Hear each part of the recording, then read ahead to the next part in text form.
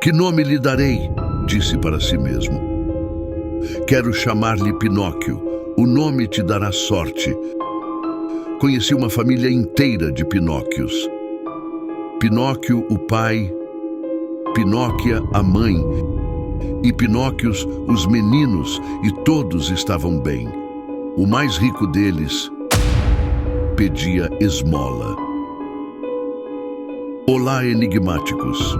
Não esqueçam de se inscrever no canal e se tornar membros para conteúdo exclusivo. Deixem um like e um comentário. Sua participação é muito importante para nós. Vamos ao conto. Havia uma pequena vila nas montanhas, conhecida por suas lendas sombrias e histórias de arrepiar. No coração dessa vila vivia um artesão solitário chamado Gepeto. Gepeto era famoso por suas habilidades em esculpir madeira e criar bonecos que pareciam ganhar vida em suas mãos. Mas havia uma obra especial que ele mantinha trancada em seu ateliê, longe dos olhares curiosos. Um boneco de madeira chamado Pinóquio. Pinóquio não era um boneco comum. Gepeto o esculpiu com uma precisão assustadora, quase como se o boneco fosse uma extensão de sua própria alma. Ele usou uma tábua de madeira antiga, encontrada em um mercado obscuro durante uma de suas viagens. O vendedor o advertira que aquela madeira era amaldiçoada, mas Gepeto, cético, ignorou os avisos. Desde o dia em que terminou de esculpir Pinóquio, coisas estranhas começaram a acontecer. À noite, Gepeto ouvia sussurros vindos do ateliê. Quando investigava, encontrava o boneco em posições diferentes das que deixara. Tentava racionalizar, dizendo a si mesmo que estava apenas cansado e imaginando coisas. Uma noite, Gepeto foi acordado por um som estridente. Levantou-se rapidamente e, ao entrar no ateliê, viu algo que o fez recuar. Pinóquio estava em pé, seus olhos de madeira estavam brilhando em um vermelho sinistro. Você me deu vida e agora precisa pagar o preço, disse uma voz rouca e cavernosa que parecia vir da tábua de madeira sobre a qual o boneco estava apoiado. Gepeto não conseguia acreditar no que estava vendo e ouvindo.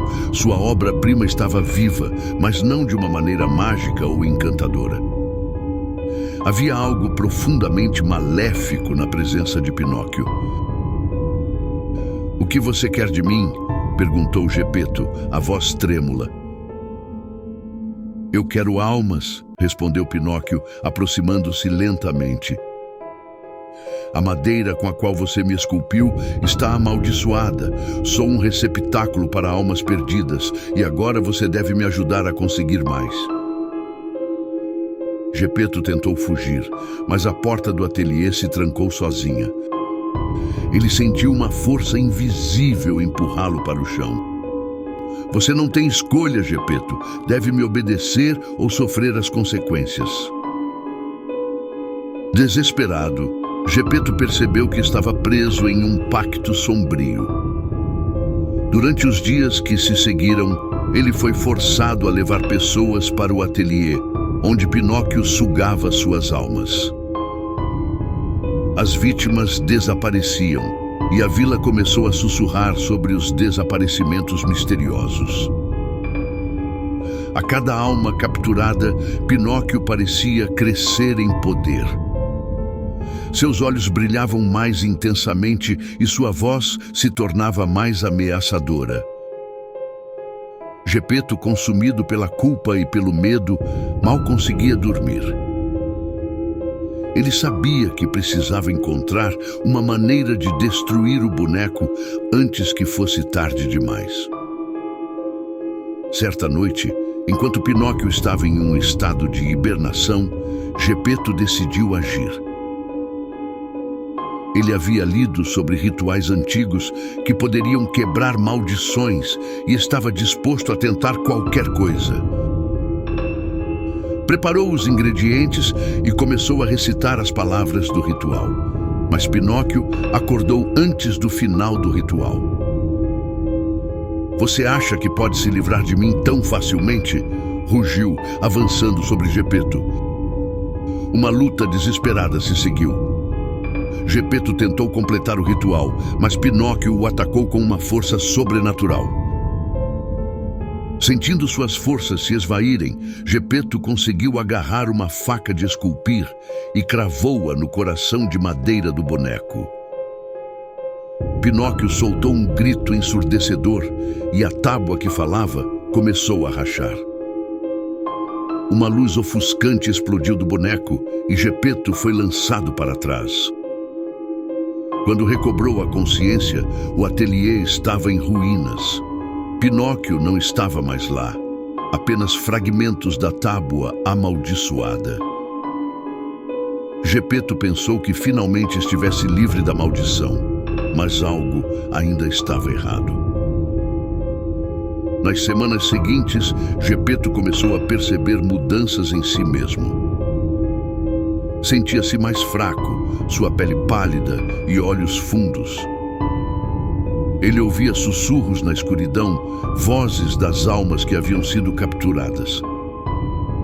"Você não pode escapar do destino", diziam as vozes, ecoando em sua mente. Gepeto percebeu com horror que, ao tentar destruir Pinóquio, havia selado seu próprio destino. O boneco não estava mais lá, mas a maldição havia se transferido para ele. Gepeto tornou-se o novo receptáculo, assombrado pelas almas que Pinóquio havia capturado. A vila continuou a falar dos desaparecimentos, agora atribuindo-os a Gepeto, que havia se isolado completamente. As poucas vezes que era visto, parecia um fantasma de si mesmo, vagando pelas ruas com um olhar vazio. No ateliê, Gepeto agora passava os dias em um torpor. A tábua que falava estava em pedaços, mas ele podia sentir sua presença, uma força maléfica que não o deixava em paz. Cada vez que tentava resistir, sentia uma dor lancinante, como se sua própria alma estivesse sendo arrancada de seu corpo. Com o tempo, Gepeto cedeu à escuridão. Começou a atrair pessoas para sua casa, incapaz de lutar contra a maldição que agora controlava sua vida. As almas das vítimas eram sugadas para o abismo, e Gepeto sentia uma satisfação mórbida ao alimentar a maldição. Os sussurros aumentavam a cada noite, e Gepeto sabia que estava condenado a um destino pior do que a morte.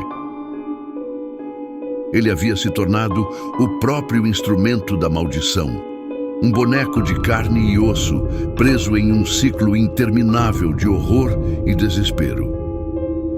E assim, a lenda do boneco de madeira que sugava almas continuou, mas agora com um novo protagonista. Gepeto, o artesão, tornou-se a figura sombria que assombrava a vila, um símbolo de uma maldição que nunca poderia ser quebrada. As noites na vila eram preenchidas com o som dos sussurros e os gritos das almas perdidas. E no coração do antigo ateliê, Gepeto, ou o que restava dele, esperava por suas próximas vítimas, sabendo que a escuridão nunca o libertaria.